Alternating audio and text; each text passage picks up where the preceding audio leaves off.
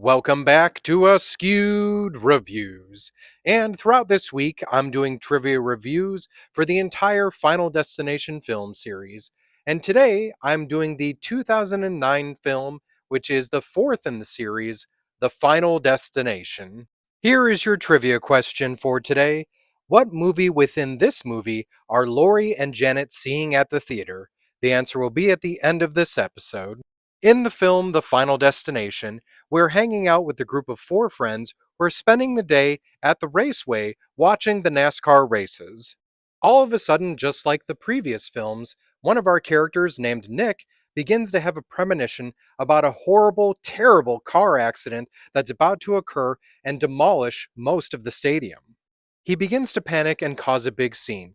So, along with him and his friends and a few other people that get involved in the situation, they all get brought outside of the raceway. And then, just like he foresaw, the big crash still happens. All of the survivors are trying to deal with their grief and guilt in their own ways. However, though, just like all the other films, death is not done with them and starts coming after them in horrifying ways. So, will this group of friends finally be the ones to escape death's plan? This movie was directed by David R. Ellis. There was a bit of interesting trading off for the first four films, as James Wong did the first and third, and David R. Ellis did the second and fourth. The racetrack in this film is called the McKinley Speedway, which is a nod to the third film that uses McKinley for a character, the town, and the school. The accident that occurs at the Speedway is based on the 1955 Le Mans disaster, where 84 people died. This script was submitted by the 11:59 p.m. deadline right before the 2007 to 2008 writer's strike began. This was the first movie in the series to be in 3D.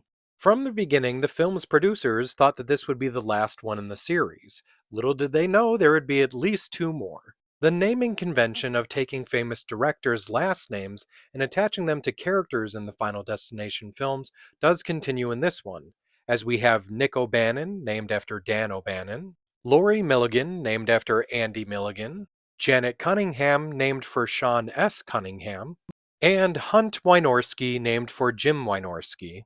Due to scheduling conflicts with Transformers Revenge of the Fallen, this is the only Final Destination film without Tony Todd in it. There is a quick reference to Ali Larter's character from the first two Final Destination films, as we see a sign for Clear River's Water. The character of Nadia, who technically is taken out twice by a car tire, is played by Stephanie Hanor. But did you happen to know that Ashley Tisdale also tried out for that role, and this is actually her second time trying to appear in a Final Destination film? During Nick's first premonition, we see the words, "It's coming," but in every premonition after that, we see the words, "It's here," but they are slightly hidden. Just like all of the Final Destination films, the number 180 tends to show up a lot. For instance, the seating section they're in at the racetrack is 180. The newspaper about Samantha's death has an article about a bus crash on Highway 180. This is a crazy one that was pointed out to me, but Samantha's sons have the numbers on their jerseys of 9 and 20, which 9 times 20 is 180. When the race car at the beginning of the movie is flipping, it does at some points showcase the number 666. If you didn't catch it, the name of the coffee shop that they show up to a few times throughout the film is Death by Caffeine.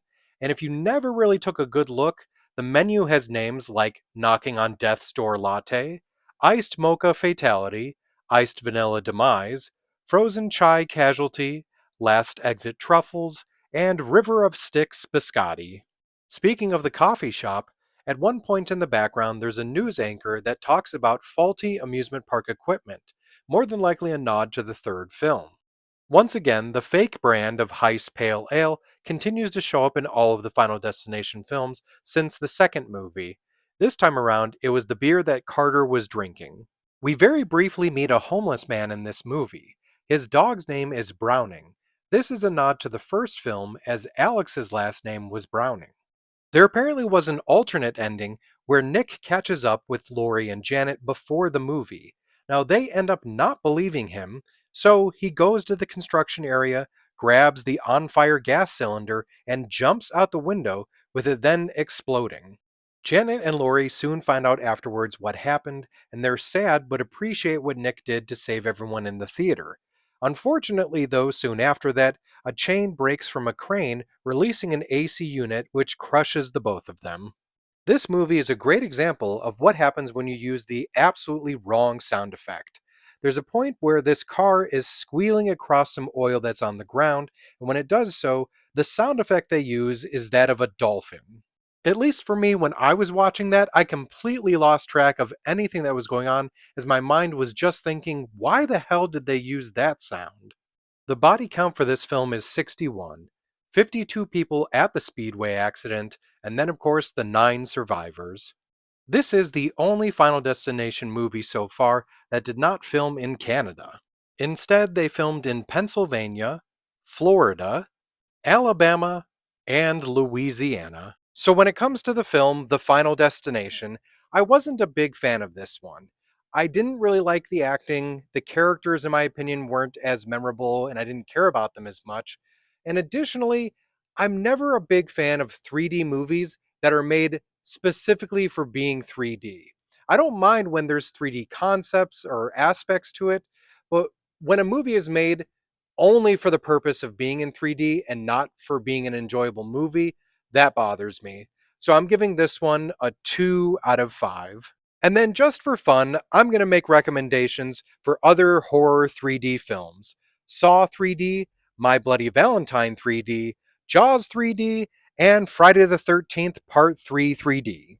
Now it's time to answer the trivia question from the beginning of this episode. What movie within this movie are Laurie and Janet seeing at the theater? So the name and advertisements pop up a few times throughout the film, but it's called Love Lays Dying. Additionally, to add to the bad luck in the movie, the one that they're specifically seeing is in Theater 13. Also, the film that they show on the screen in the movie theater with the big explosion happening, that's actually from the movie The Long Kiss Goodnight. I hope you enjoyed this episode of Askewed Reviews, and keep an eye out as the rest of this week I am still doing the other trivia reviews for the rest of the Final Destination series.